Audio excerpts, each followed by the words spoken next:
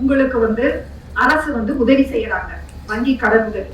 அது மட்டும் இல்ல, 35% மானியம்.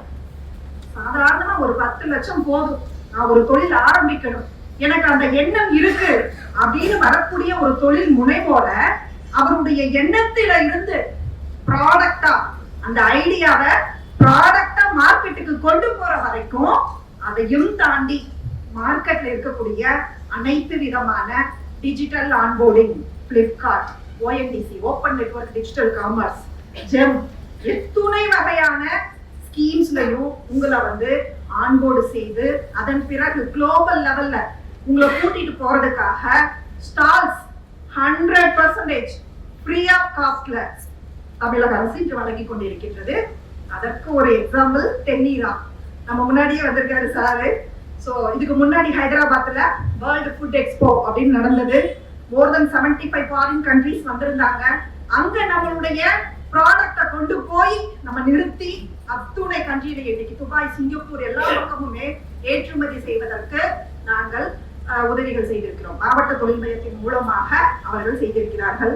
இது போல ஒவ்வொரு ஆண்டர்பிரனருக்குமே நம்மளுடைய சுய தொழில் வேலை வாய்ப்பு திட்டங்கள் மூலமாகவும் உங்களுக்கான பொருட்களை தரப்படுத்தி அதை சந்தையில் ஏற்றுமதி செய்வதற்காகவும் நிறைய வாய்ப்புகள் கொடுத்து கொண்டிருக்கின்றோம்.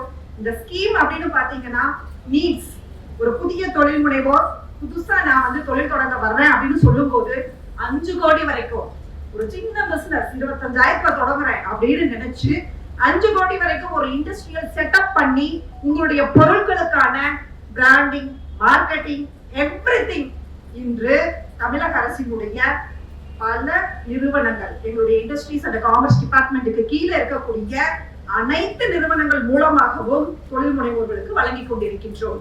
ஸ்டார்ட் அப் டிஎன் ஐடியா நீங்க கொண்டு வந்தீங்கன்னா அதை டெவலப் பண்ணி அதற்கு அடுத்ததுல உங்களுக்கு ஹெல்ப் பண்ணுவாங்க.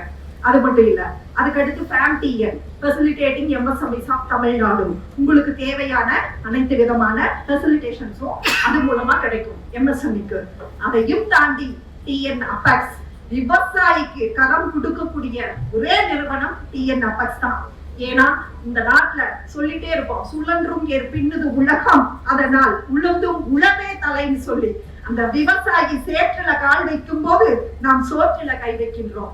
அப்படிப்பட்ட ஒரு விவசாயத்தை காக்க வேண்டும் என்பதற்காகவும், அந்த பொருட்களை உலக அளவிலே நாம் சந்தைப்படுத்த வேண்டும் என்பதற்காகவுமே ஆரம்பிக்கப்பட்ட ஒரு சிறப்பு நிறுவனம் தான் டிஎன் அபெக்ஸ்.